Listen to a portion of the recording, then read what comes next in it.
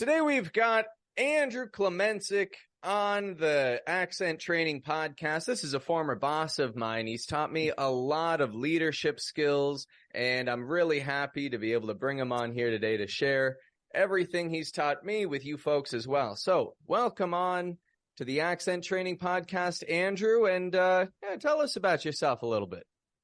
Well, first off, Patrick, thank you for having me. I've been watching you grow your accent training course and your podcast, over the years, and you've progressed quite a bit. Well, a little bit about myself. So I am currently the Vice President General Manager at a retail store, a luxury retailer called Saks Fifth Avenue in Toronto, Ontario, Canada.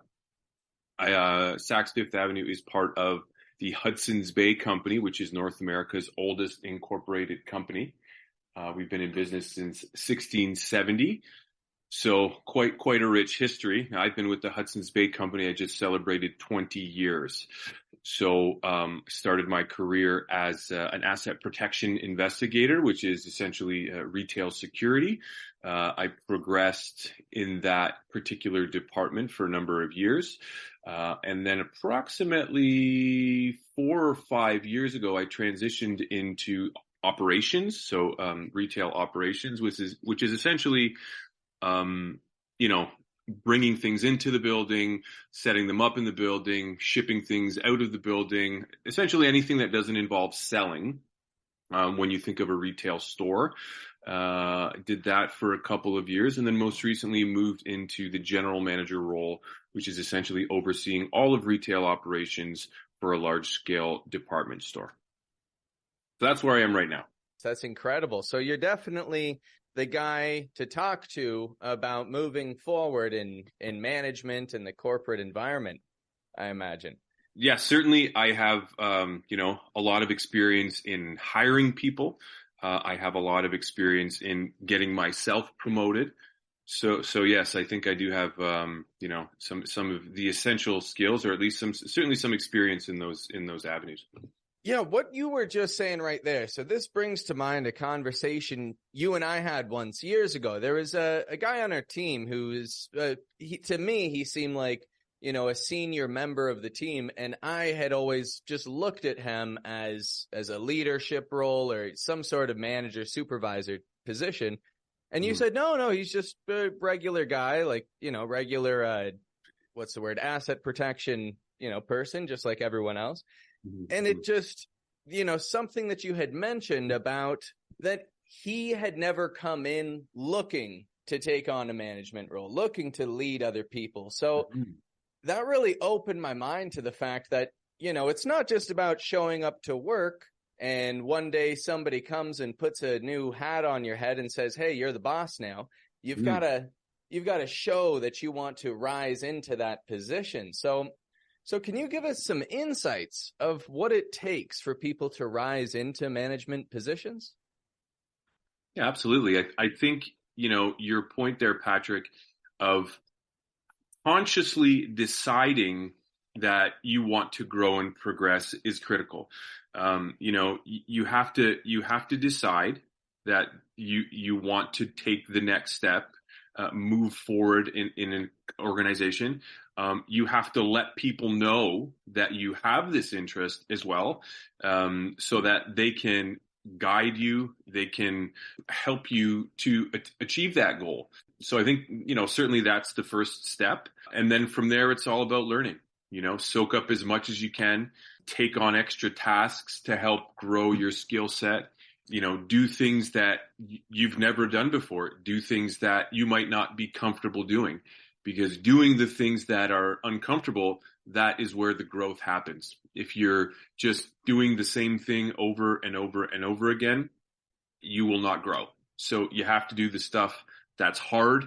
You have to do the things that you're no good at the beginning, and then you grow from there. Nobody ever started anything as an expert. We all started as a beginner and then a novice, and then we move up from there. So the majority of our audience are non-native English speakers. A good 50, 60% are in the United States and Canada, a lot actually in Toronto. So Can people get into management positions even if they have a foreign accent, or even if their English communication skills aren't at par with a native English speaker? Absolutely, 100%. I think most of communication is nonverbal communication, meaning it's our body language, it's our tone of voice, it's how we express emotion in our voice. That's most of communication. The words we use and the accent we have, certainly there is some impact there, but that's minimal. And in some cases, a non-native speaker may have an advantage. For example, at our store, we have many Chinese clients. So English is their second language as well. So where someone might see, their accent as something that's holding them back, in some cases it could be an asset to help them develop better relationships with the client, or they may have an advantage over others. So I think it's all a matter of perception. And, leadership and confidence, those traits translate without words, right? It's all about how you, like I said, communicate non-verbally. That's 90% right there. That's a very good point, actually. I guess, like you said, yeah, it's an asset in a store like Saks, or in a city like Toronto in general. These melting pots of culture where if you have something that stands out, or something that can connect, I should say, with other newcomers to the city, yeah, you're going to have an advantage in taking them on as clients, working with them. That's a very good point. 100%, man. It's all about perception. We can choose to perceive our differences as things to hold us back, or we can choose to perceive them as things that can help us grow. So it's all in your head. Suppose someone, they get the job, they move to Toronto, they get their dream job, and then they decide that they want a little bit more money. They want to be compensated a little higher, maybe to match inflation, which is not right. a pleasant thing these days. Obviously, it's a little bit intimidating to go and ask for a raise. How do you recommend that people approach this situation in order to get that raise, that, for the compensation that they feel they deserve? I think that's a really good question. And to your point, Patrick, with what's happening in the global economy, we see people wanting that or needing that in some cases more than ever, an increase. I mean, we all want to make more money, but nowadays it's a little bit more critical, we'll say. So advice that I would give to anybody is, first of all, you have to work hard, right? People aren't just going to come and hand you money. So you have to be putting in an effort. The second thing I would say is you have to be able to articulate what you're doing that entitles you to an increase in wage, right? So meaning you have to be able to clearly show on paper that this is what I do above and beyond my peers, and this is why I deserve a little bit extra.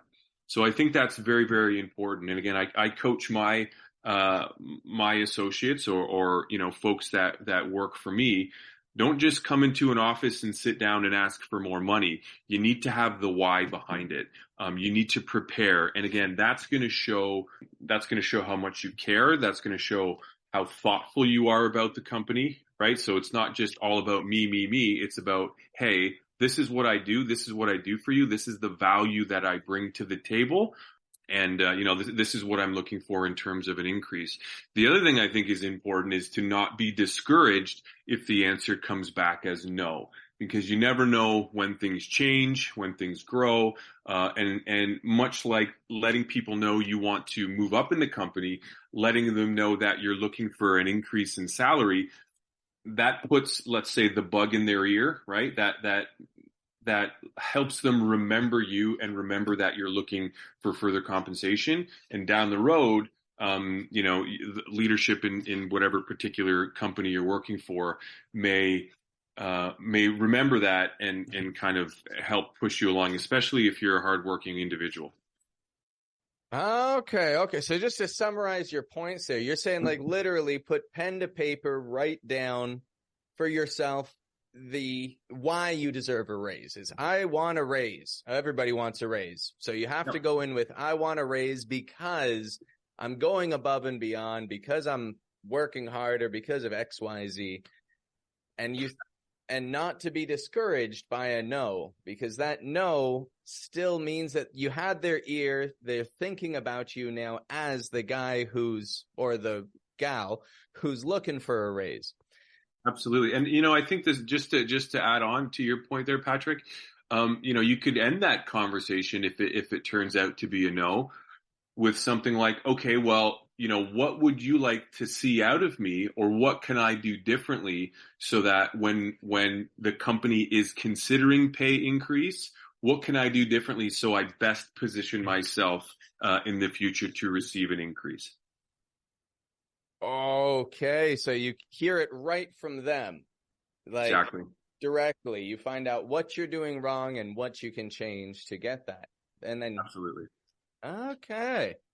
And so how much is appropriate to ask for in a raise to maximize the opportunity? Because it's not something you can do every single day. It's a once in a while opportunity. And so how can people ask for that, maximizing the opportunity without coming across as obnoxious? Like, what percentage would you recommend, just on average? I know it depends on the position and everything, but yeah, I mean, it certainly depends on the position. It depends on the business climate. It depends on how well your company is doing. So there's many factors that you would have to consider. They say that anywhere between 10 and 20% of your current wage is considered, a substantial increase. So if that may help you decide if you believe the value you're bringing is substantially better, meaning much better than all of your peers, somewhere in the 10 to 20% range might be something you ask for. However, if you feel that, there are folks who are also working hard and, you just got a little bit of a leg up on them, you may want to shoot a little bit lower. Again, it depends on how you're going above and beyond, what value you're bringing, or rather what unique value you're bringing. And that will help you determine how much to ask for. But so I would have thought 10 to 20% was too high, but you'd say that's the range to shoot for then, I suppose. Well, again, I think 10 to 20% would be a substantial increase. So, if you feel your value is extremely high and, you have the work, you have the numbers, and you have the results to back it up. In those cases, it may be appropriate. Also, if you've been being promoted within the organization and, you're negotiating a salary increase, that might be a range where you're looking at. But again, if you feel that's inappropriate based on the position you're in, the kind of work you're doing, you might want to aim a little bit lower. So again, there's many factors involved. So yeah, I think it all really depends on where you're at, what organization, et cetera. So you recommend, just to clarify, when you're getting a promotion, would you recommend doing this the same way about getting a raise? Like, you're going in, you've got your notes out in front of you of why you deserve that promotion and why you're the person for the job. Or are there any additional tips that you would add on of how people can approach that situation?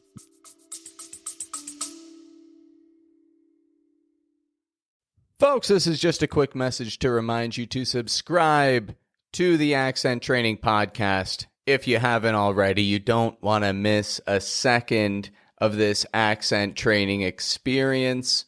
And you want to be updated whenever I've got new content out for you. So if you haven't subscribed, hit subscribe now. Much like we spoke about earlier, in terms of trying to grow within an organization, is you've got to work for it, right? Sometimes people think that, well, I've been here the longest, so the next time the promotion comes available or the position comes available, I'm entitled to it. That's not the right way of thinking. The right way of thinking is, I'm doing the work. I'm doing what my leaders are asking of me, and I'm doing high quality work. So I think that's very important. The other thing is, again, taking on additional projects. Like if you when you move up in an organization, you inherently will need to work harder. The responsibility increases, and so what you're trying to do is show your boss that you're able to handle that higher level of responsibility before you get there, right? So you want to be asking for, how you can help go above and beyond. You want to be able to, do your work as well as help others to complete their assignments, right? So you want to kind of show your leadership qualities before you get into the role. That way it's much easier to move ahead because you've sort of proven yourself and proven that you can do the work required moving up the ladder, so to speak.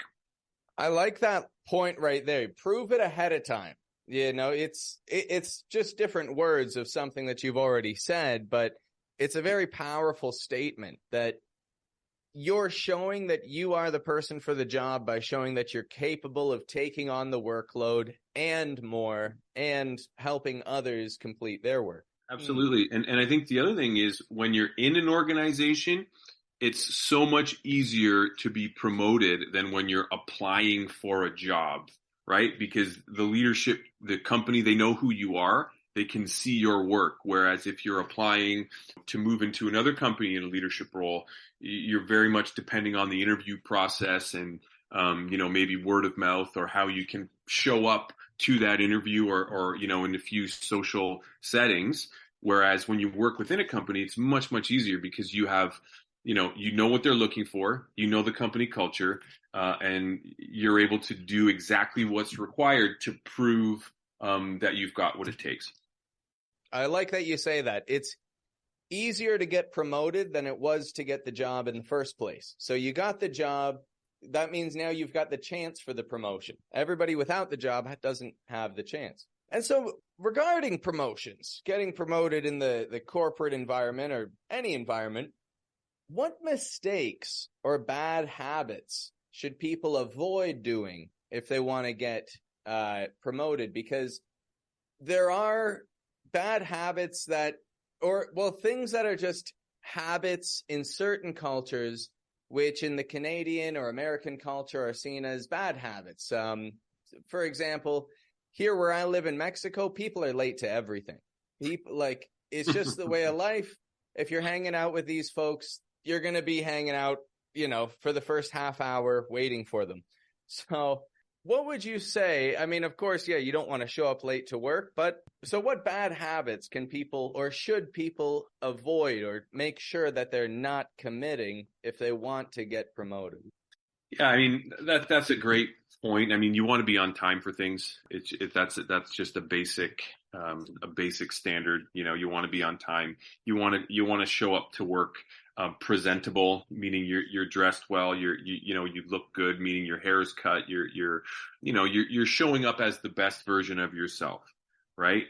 Hygiene, it's important. It may seem like a small thing, and certainly depending on the industry, but I think that's just how you present yourself is really, really important. In terms of mistakes, now that's an interesting topic, Patrick. I think some people are scared to make mistakes, and I think mistakes can be the best teacher.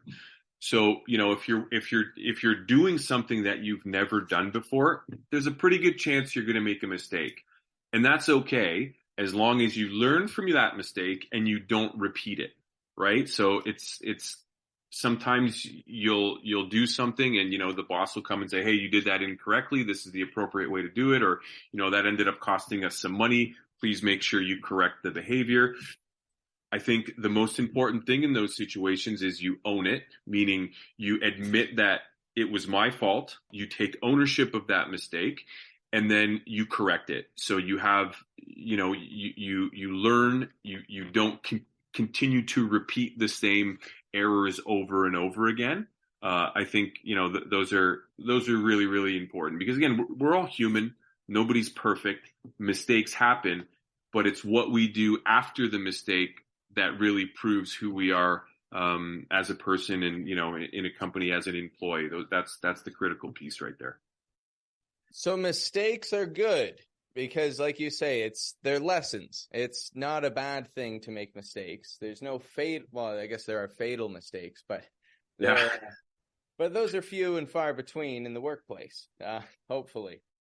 Yeah, that's right. And I think, like, if you're present, if you're paying attention when you're in training for a job, or even if you've been there for a while, sometimes new practices and procedures are coming along to help us prevent making those critical or fatal errors. If you're paying attention and you're working hard and you're, reading the manuals, et cetera, it's unlikely you'll make an error like that. It's usually the little things where we're making errors. So again, if you can learn from those mistakes, and do your best not to make sure they happen again, and then teach others to avoid them, you're gonna be in a good place. Teaching others to avoid them, that's a sure sign of a leader as well. Makes you stand out when you're looking for that promotion. 100%. Very good. And so now, what bad habits, because I guess, like you said, mistakes, that's everyone makes mistakes, but bad habits are another thing. And I'm curious, are there any bad habits that you feel eliminate people's opportunity to move forward in a company? Yeah, I think, you mentioned one, being on time. Being on time for work is important. So life happens and sometimes we're late, but if this is a consistent issue, it's certainly something that's noticed, because again, if you're being promoted, you're going to be setting the example for the folks that report to you or the folks that work under you. So as a leader, I would always want to make sure that I'm choosing someone who can set the right example. I think blaming other people when something goes wrong is another sort of subtle habit where, something happens, a mistake happens. It's very easy to say, well, it wasn't my fault. I wasn't here that day. Or, it wasn't my fault. It was this guy's fault because he forgot to do something. Pointing the finger and blaming someone else is not what leaders do. Leaders will take ownership, even if, maybe they weren't fully responsible for something going wrong. They'll take ownership and they'll come up with an action plan to correct it. So I think important not to pass blame on to others when something goes wrong, and take ownership of the workplace and all the facets of it. I think that's super important. I mean, that's all that's really coming to my mind in terms of bad habits. Of course, the biggest one is just be kind and respectful to people. So, we're all humans. Sometimes we have better days than others. We all have a personal life and things happening to us outside of the workplace. So I think bringing that with you, especially if you're having a bad day or, something's happened to you that's makes you feel sad or angry, you don't want to be bringing that negativity or negative energy into the workplace. That's contagious, and it'll certainly change the mood of the folks around you. So sometimes, if you've heard the term an energy vampire, that's a person who just is consistently in a negative mood, or, they're angry or miserable or grumpy all the time. People don't want to be around those kinds of people, and they certainly don't want to promote those kinds of people. So I think that's certainly a habit to avoid. That's true. Energy is infectious. Infectious? That's the word. Infectious. Energy is contagious, we'll say. And yes, yeah, if you go in with a bad mood, other folks, it's going to catch on. And if you go in with a smile on your face, that's also going to catch on. Very 100%. Good. 100%. And ownership of everything that happens. I like that you bring that up. That's like been my biggest thing, I think, over the last year, is wrapping my head around that everything's my fault. And that's okay. It's not something that has to hurt you. You don't have to feel sad and say, oh, it's all my fault.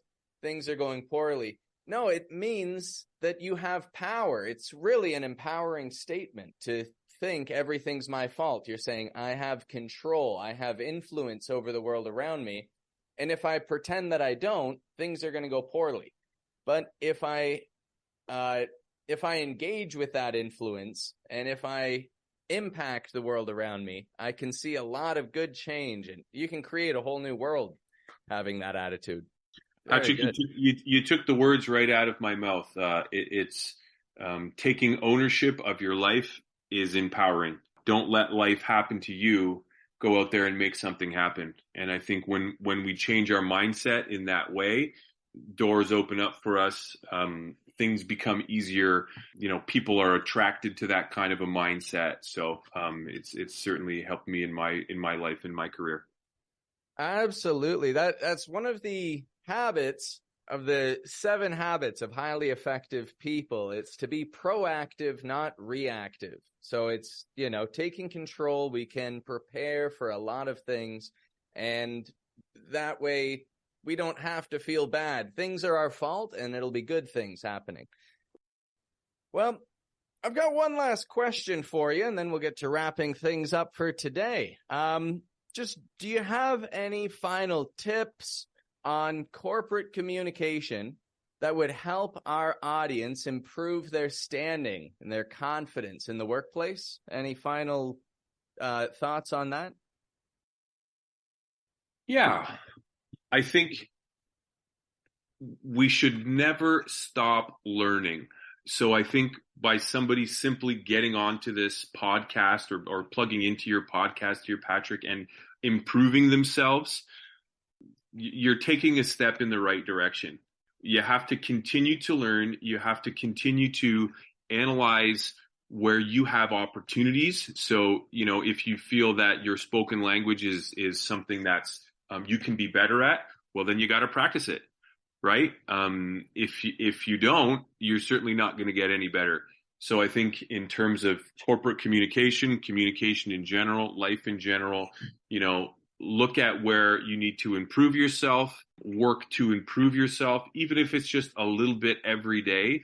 Those little increments add up over time, over a period of time. You get better and better and continue to grow. So, and that grows your confidence, right? And again, we talked about energy and how that can be attractive to people, and it's how it's contagious and infectious. And having that confidence because you're learning and growing, it's going to help catapult you forward in your career. So